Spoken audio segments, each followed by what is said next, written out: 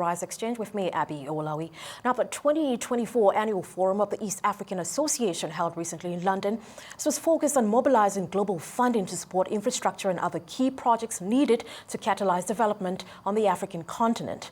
Joining me now to discuss the forum and its key takeaways is Guddye, who is Director in charge of Financial Services and Africa Center of Excellence at the Economic Development Bank in Mauritius. Vinay, many thanks for joining us this evening on the Rise Exchange. Thank you. It's a big pleasure to be here. Most welcome. All right, let's begin with the theme of the annual EAA lecture and how it resonated at the London Forum. What were some of the key takeaways from that? Well, the key takeaways is that the main theme was about hedging on Africa's competitiveness to mobilize capital.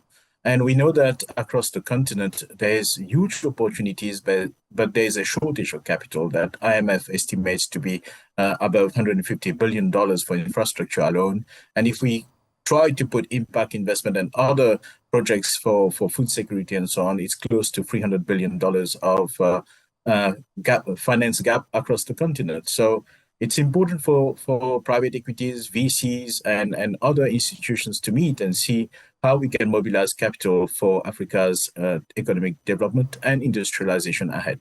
Right, so this was certainly a very well-needed forum. What your new thoughts and ideas were advanced that could help Africa harness this unique competitiveness to inspire global investments?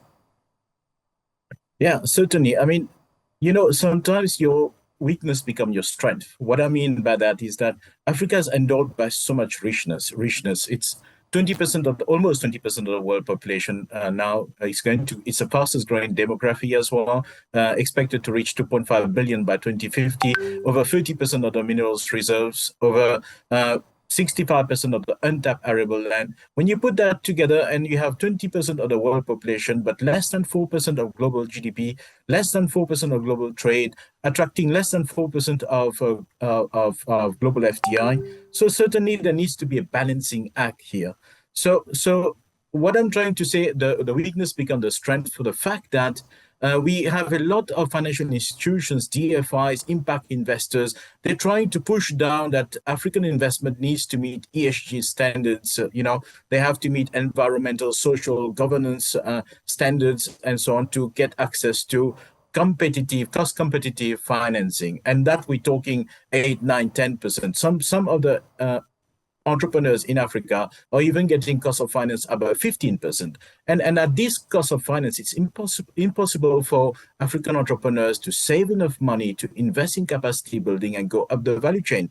So what we're trying to say now is the fact that a lot of the sectors has to industrialize. We can do that in a way that will encompass Industry 4.0, artificial intelligence, and also has very good elements that will guarantee sub-zero carbon emission. And this project naturally will attract impact investment, but it will position African manufacturing or industry above the world if we manage to do that. So let's not drop our arms. Let's put our efforts together, try to attract impact investors, DFIs to look at Africa. Let's improve our capability to produce and let's improve the intra-African trade while we do that.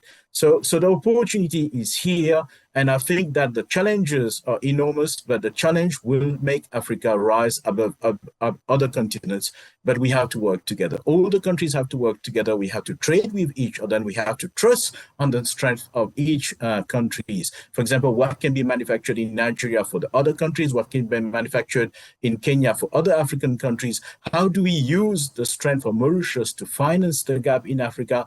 How do we use the strength of South Africa that used to be such a huge powerhouse for manufacturing, for engineering, for food production and so on? How do we use all these, to take Africa up, basically? Right, certainly, Vinay. Would you say, in light of what the points that you've just shared, that there's a more conscious effort towards responsiveness, or do you think it's probably going to be a lot more gradual, the process?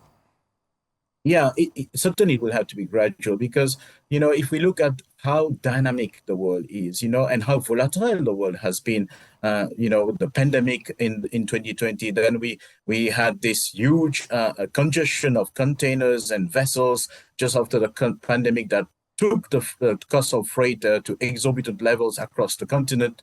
And then recently now we have the war in Ukraine and the war in the Middle East that's creating a lot of uncertainty, and uncertainty brings more risk. More risk into the assessment means the cost of finance go up.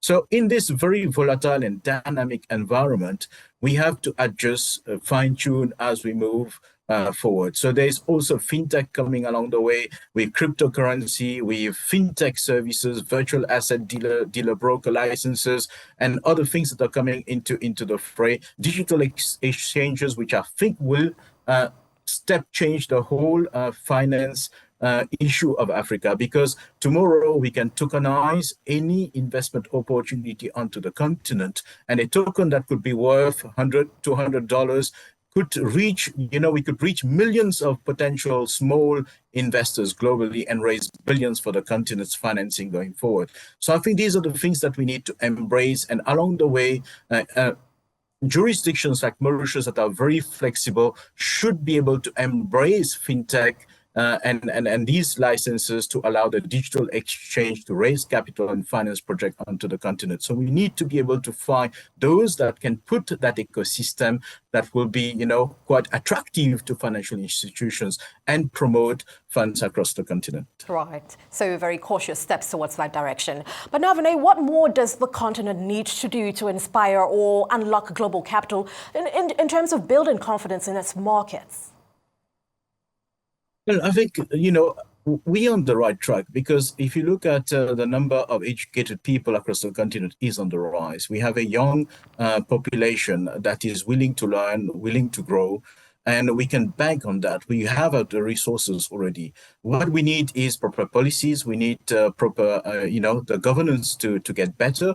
A lot of countries are on track, because we mustn't forget, for the past 4 years, 5 years, it's African leaders that has been setting the model, the example for the globe. I mean, if you look what happened in the UK, a few years back, when there was, contesting at the highest level for the prime ministership. If we look at the previous election in the US, where, the president wasn't willing to leave his office. But then we have in Africa, where in Kenya, when the court said you have to do the election again, and the government agreed and did it again. So I think when it comes to governance, when it comes to giving confidence in the governance in the country, in the stability of the country, Africa has jumped forward in leaps and bounds. And we must change that narrative, basically. The narrative that governance in Africa is poor, corruption is high, risk is high. We need to work together as one team to change that narrative. We need to start telling the world about the wonderful people, the wonderful leaders that Africa have, and how countries are moving up in the proper way. When I go in several capitals in Africa, I'm amazed by the development. I was in Addis last year, and if you look at the development there, it's wonderful. Just after COVID, you go to Nairobi and you see the highway connecting the airport to the north of Nairobi. These are fantastic developments that are happening, but people don't talk about it. We need to talk about it. Top leaders that Africa have, like Mandela, these are the people we need to put forward and talk about the positivity of the continent. The African proverbs that everybody use, which are so meaningful. So these are things that we need to start putting forward, change the narrative of the continent, and make people believe in its future. You couldn't be more right, Vinay, and of course this requires very active steps towards executing that. Well, let's talk about feedback from the non-African delegates at the London Forum. What did you learn? Well, the feedback is that, if you look at what's happening in the US with the repo rate going down, and also, so there would be, the high net worth individuals, those who've got a lot of money, they'll be looking for high returns.